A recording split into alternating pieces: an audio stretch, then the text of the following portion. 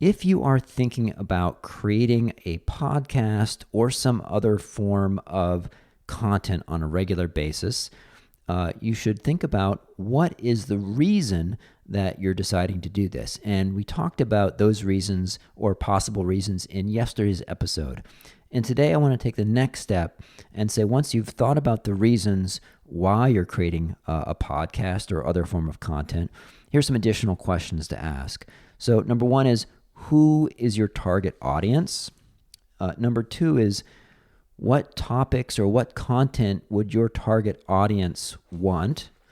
And number three, what's the format of your content? And number four, what's going to be the name of your podcast, your show, your blog, and so forth. So let me talk each one of those in turn.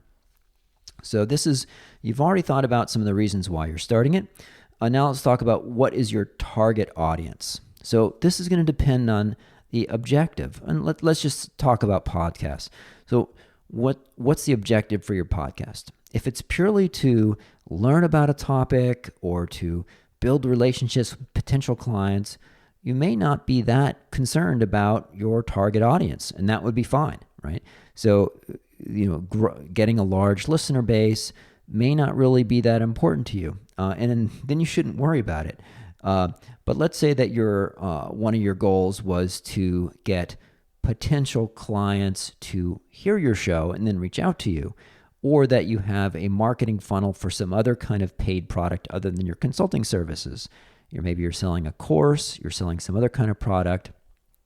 Well, then you care about who your target audience is.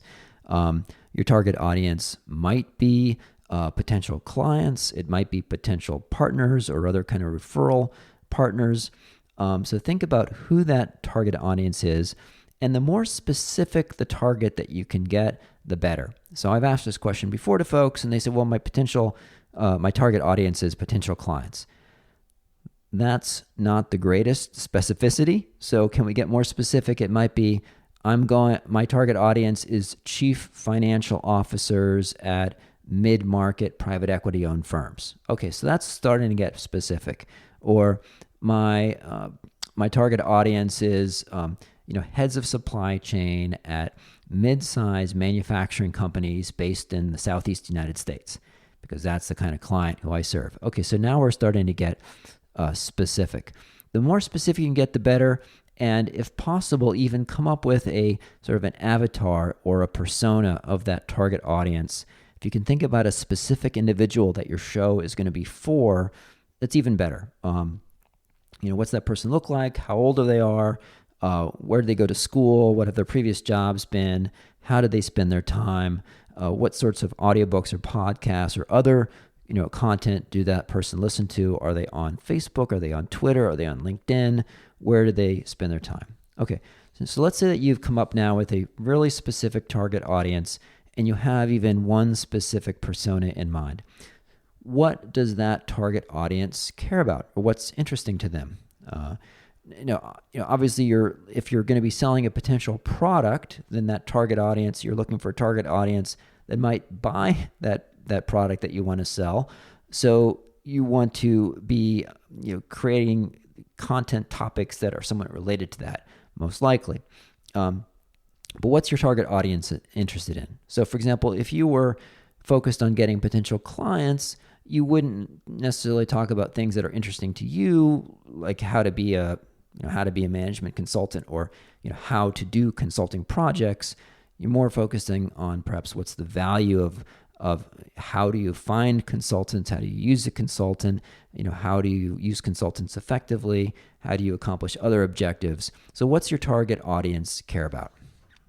Number three, what's the format of your podcast or of your content? So here are some potential formats to consider, and I'll include a link in the show notes that gives some more kind of pros and cons about each one of these.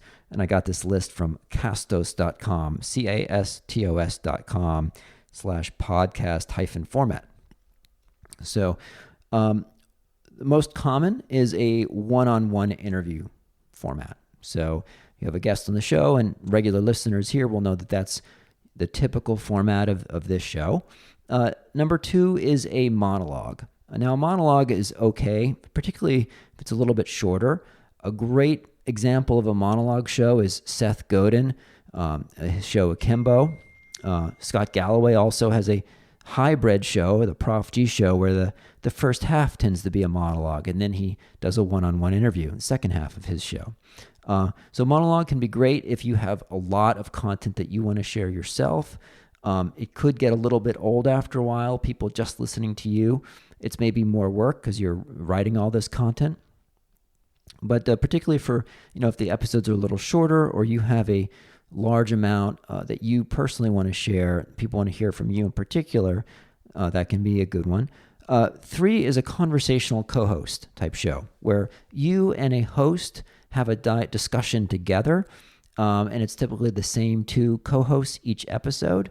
My son, in fact, with his friend Diego, are co-hosts of a show, and that's a very successful show where they occasionally will do interviews of authors. Their show is The Half-Blood Report, where they talk about the universe of Rick Riordan. So that can be an effective format, particularly if there's some camaraderie and the 2 people have have some topic to discuss. So particularly if you're discussing the news.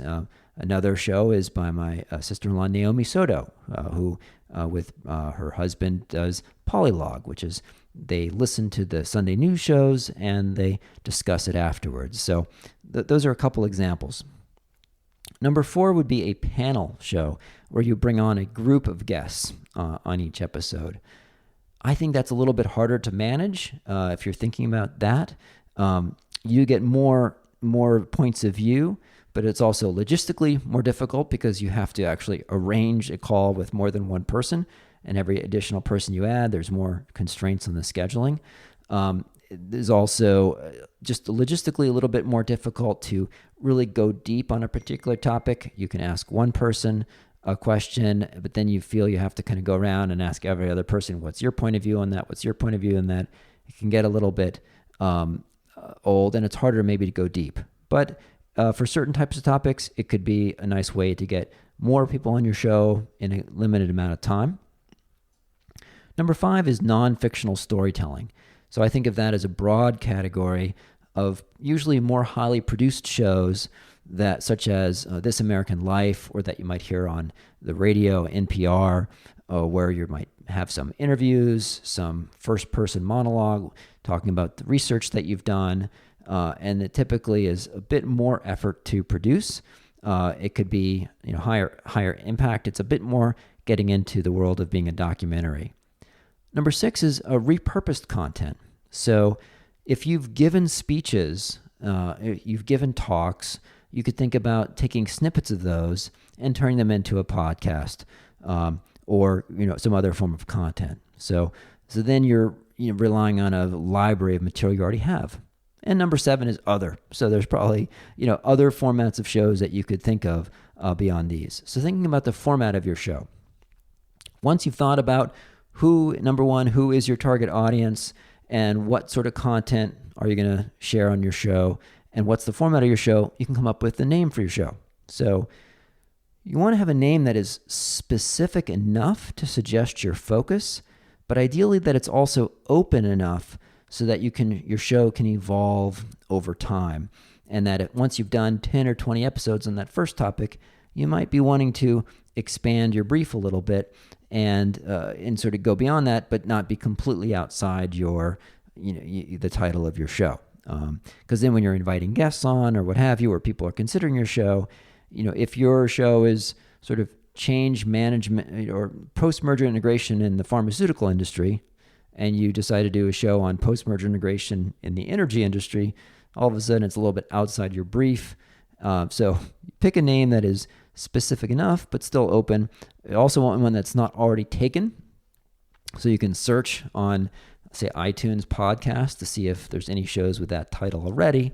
And ideally, one where you can get the domain name, where you can get a .com or at least some version of the .com.